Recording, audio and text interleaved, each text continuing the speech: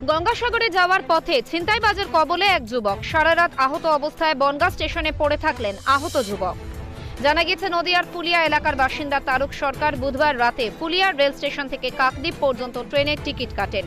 Shantipur local ধরে পৌঁছে যান শিয়ালদা। যুবক যখন শিয়ালদা স্টেশনে পৌঁছন তখন অনেক রাত হয়ে যায়। শিয়ালদা রেল স্টেশন তখন তুলনায় অনেকটাই ফাঁকা। হঠাৎই মাফলার দিয়ে যুবকের হাত পেঁচিয়ে ধরে এক যুবক। অপর এক যুবক তাকে তল্লাশি করতে শুরু করে। যুবকের কাছে থাকা নগদ ৭,২০০ টাকা, একটি দামি মোবাইল ফোন নিয়ে চম্পট দেয় দুষ্কৃতীরা। নদিয়ার যুবক তারক দমে না গিয়ে দুষ্কৃতীদের তাড়া করে। তারকের দাবি, মুহূর্তের মধ্যে অন্য ট্রেনে লাফিয়ে পড়ে দুষ্কৃতীরা। তাদের ধরতে গিয়ে পড়ে যান যুবক। যুবকের একাধিক জায়গায় আঘাত লাগে। পেছনে থাকা কয়েকজন তাকে সাহায্যের জন্য এগিয়ে আসেন। এরপরই বনগাঁ লোকাল ধরে রাত 2টো নাগাদ চলে আসেন বনগাঁ রেল স্টেশনে। আহত অবস্থায় যুবক গোটা রাত কাটান বনগাঁ আরপিএফ অফিসের সামনে। তারকের দাবি, আরপিএফ জিআরপির তরফে তাকে যথেষ্ট সাহায্য করা হয়েছে।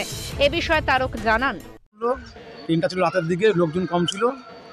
একজন এসে মাফলার ধরে হাতটা পেঁচালো, পেঁচিয়ে হাতাহাতি শুরু করলো।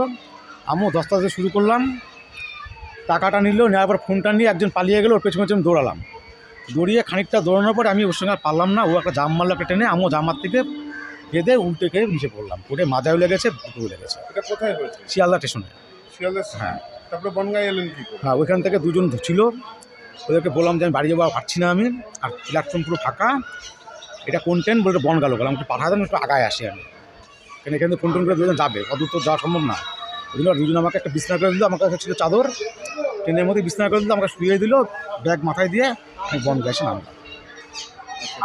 সাগর দিয়ে ওই গঙ্গা সাগর। আজকে অনেকে যাওয়ার কথা, আমি আগে গিয়ে বেরিয়ে গেছিলাম। আপনার কাছে কি কি কেড়ে নিল? ৭,২০০ টাকা আর বড় একটা ফোন।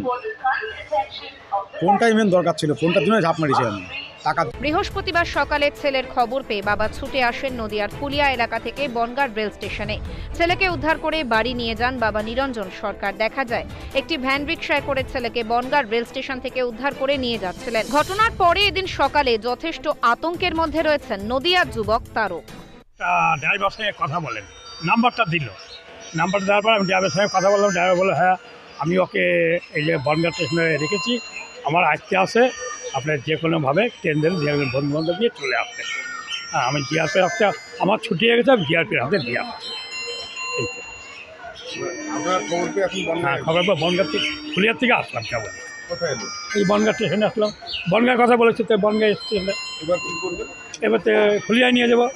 ফুলিয়া হাসপাতাল আছে, কি মনোরমা আছে, রানাঘাটায় মনোরমা নিয়ে যাবো। ও বলছে ফুলিয়াতে চলো ডাইরেক্ট নিয়ে। তারপর এখান থেকে যেখানে চলে যাবে? হ্যাঁ, এখন ডাইরেক্ট ট্রেনে করে ফুলিয়া চলে যাবো। এবার ফুলিয়ার থেকে কোথায় ভর্তি হবো সেটা একটা ওইখানে গিয়ে একটা হবে। আপনার নামটা বলুন। আমার নাম